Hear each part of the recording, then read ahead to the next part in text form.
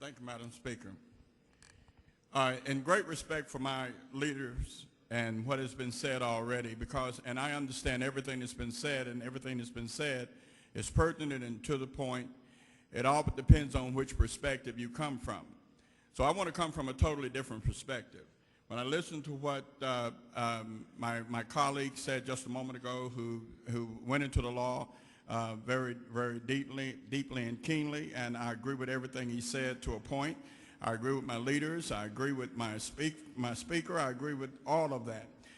But as an African American, and I want to get your attention for just a moment, and I want you to listen to what I have to say, not because I'm saying it, but because it's pertinent to this issue.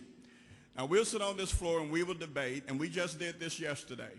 We just talked about a budget, and basically we made a determination of a whole lot of good bills that a lot of us feel very passionate about, and we determined that we could not pay for them. We made a determination yesterday that there are a lot of things that are good things to do, but we can't do them because of money.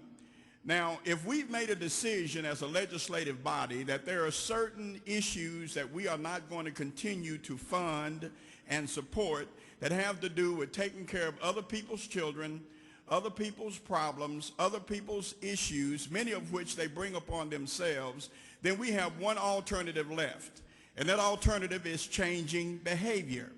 Everything we do here as a legislative body is about changing behavior. Every law we make is about changing behavior. Everything we put in the statute book is about telling somebody that you can't do something that you might have a propensity to do in a natural way. But the law says you can't do it, so don't do it. The law don't make people great people. What the law does is says there are consequences to what you do.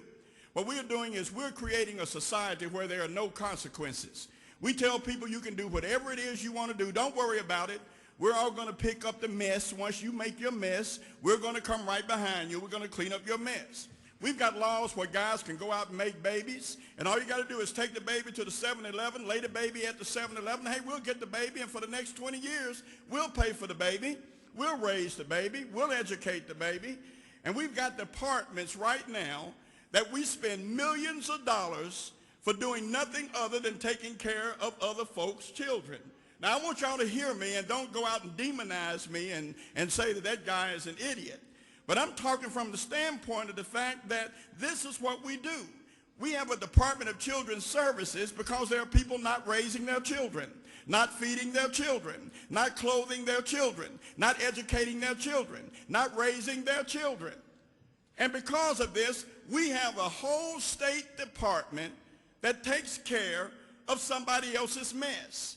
And then we want to come and sit on this floor and be arrogant and be aloof, be naive, be in denial, and say, hey, we can't tell people what they shouldn't do. Well, when we don't tell them what they shouldn't do, then we end up paying for what they do. So at some point in time, we have to say, change the behavior. As an African American that has a school district that was the embarrassment across the country, that said that there were at least 70 young ladies in one particular school, and my understanding is correct, that were with child. Now, those aren't bad little girls, but oftentimes the raising that I had, where I had 3 sets of parents, and the raising many of you had, is totally different from what these girls have. Some of them have nobody until they get to school to find an authority figure, somebody that cares, to tell them there are certain things you don't do or that you shouldn't do, even if you got a right to do them because we give them that right on this floor. Basically, we've got a decision to make, and we've got a bitter pill that we've got to swallow. If you're not going to pay for the mess that's made when people don't change their behavior, then we got to ask them, assert, we've got to be firm, we got to be able to balance between the tender touch, but we also got to have the firm hand. And we got to have a balance between the two. But you can't just do the tender touch and never do the firm hand.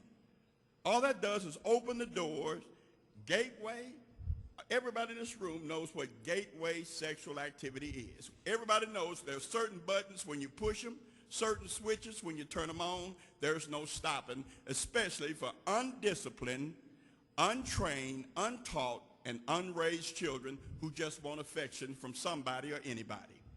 Now let's just face some facts. Whether or not, it's not just about the merits of this bill, it's about the merits of what we're supposed to be doing here in Nashville. Representative Dunn, you're recognized.